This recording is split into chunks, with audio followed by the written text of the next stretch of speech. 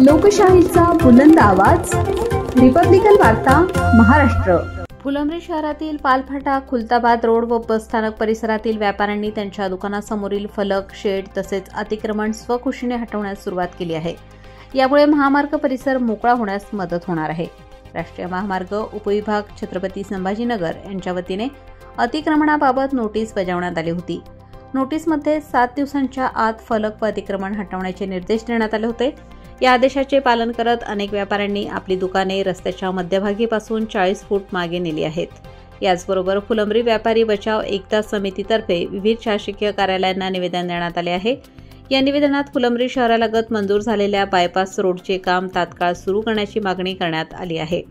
विशेषतः छत्रपती संभाजीनगर ते खुलताबाद रोडवरील कारखाना आणि जळगाव रोडवरील लुकमान ढाबा दरम्यानचे बायपास रस्त्याचे काम त्वरित हाती घ्यावे अशी स्पष्ट मागणी करण्यात आली। तसेच गावठाण हद्दीतील अतिक्रमणावर चालू असलेल्या कारवाईत व्यापाऱ्यांवर अन्याय होऊ नये म्हणून ती कारवाई थांबवावी अशीही विनंती करण्यात आली आहे। रिपब्लिकन वार्ता महाराष्ट्र वृत्तवाहिनी, मराठवाडा, उपसंपादक अकबर शहा, छत्रपती संभाजीनगर।